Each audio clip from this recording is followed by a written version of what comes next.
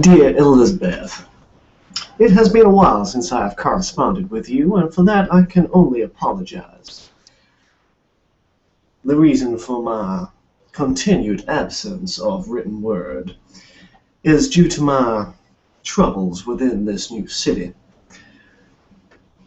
I have been absent from my duties, and for that I am deeply ashamed.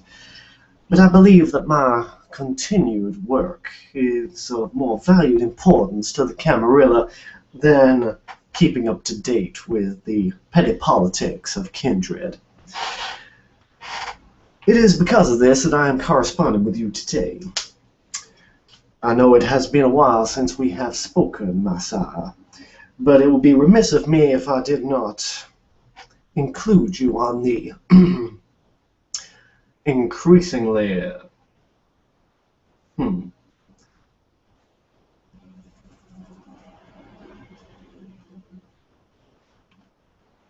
helpful developments in my understanding of the human mind. You once told me that the mind is a puzzle, that if one can unlock the great enigma of one's psyche, one can truly understand the way the world works. I believe that this is still a little high-minded, but from this point of view I have carried on my research. For the past few months I have been locked away within my practice, busying myself with my usual decorum and work, helping the poor wretches of this city get over their emotional attachments to those who have dearly departed. It was an odd request, then, that 4 months ago, that the courts brought to me a group of young delinquents. These girls have been in numerous court cases for varying charges, such as assault and behavior that was deemed inappropriate to society. The court mandated that, in lieu of a prison sentence, that they would seek professional help, and so they had asked me to be the recipient of that help. So as a community man, I thought it my moral and civic duty to help these poor young women. However, upon meeting these young girls, it became very clear to me that something very deeply wrong was stopping their growth and acceptance into society. After a few sessions, I came to realize that the normal methods of psychoanalyst and counseling would not be enough to help these poor girls.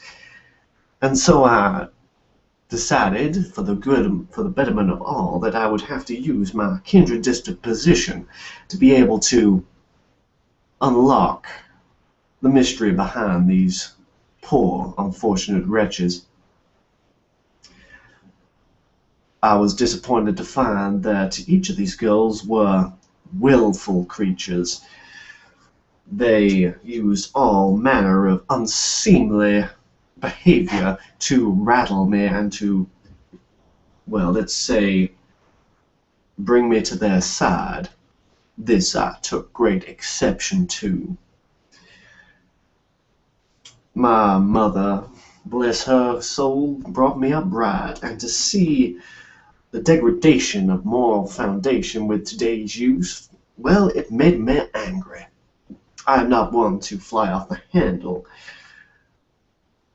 but in our next few visits in the coming weeks, I began to become obsessed with what had made these young women so abhorrent to my ideals.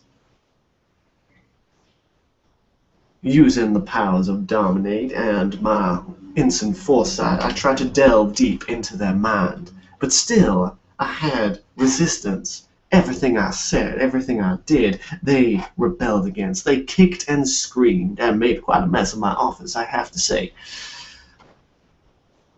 My secretary was loath to call the police. It got so heated. I was in a conundrum. I had no idea how I could help these poor girls. They were so adamant that all my attempts would be for nothing, and they will continue their life in debauchery and sin. And so I took a different approach. Inviting these girls in, I no longer allowed myself to try and fix them. I plunged deeper into their mind. I looked into their very souls, and I tried to search for that answer. I became obsessed. I became a man driven to find that singular piece. And so I started to strip away at their mind, their memories, their tics, everything. I began to unpeel them like an orange. Slow chunks, piece by piece, each memory unraveling before me so I can analyze it and then toss it aside, tearing through the mind to find the deeper meaning, to the core of what made them them. This was slow process. And in my haste, I may have been a little bit too rushed. It became clear to me after a few sessions that the girls started to become listless, that their barriers, their acting out became less and less.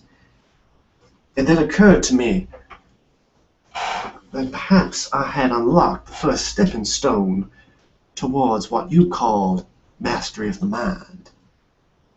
Through intense exposure, stripping down their foundations to make them a blank slate. A mannequin in which I can build upon them. I immediately recoiled from the idea, not wanting to take away these girls' free will. But as the sessions continued, it dawned upon me. They begged me. They got on their hands and knees. They didn't want this life. This life was chosen for them. Through circumstances, through the environment, through their parents. Many differing psychologists will have differing theories, but they were trapped within themselves. It became clear to me that I was the only one that can free them from themselves, to take away their neuroses, their drives, their unsightly urges. And so I began my work again in earnest, taking each fragment in which I revealed, stripping it away until there was nothing left. These girls no longer have to spend their time within the institute of a correctional facility. The change is miraculous, Elizabeth. If only you can see them now. Such upstanding members of our society. Manner, decency, chasteness, charity. I have instilled in them virtue. I have made them what they so longed to be. I think I have finally realized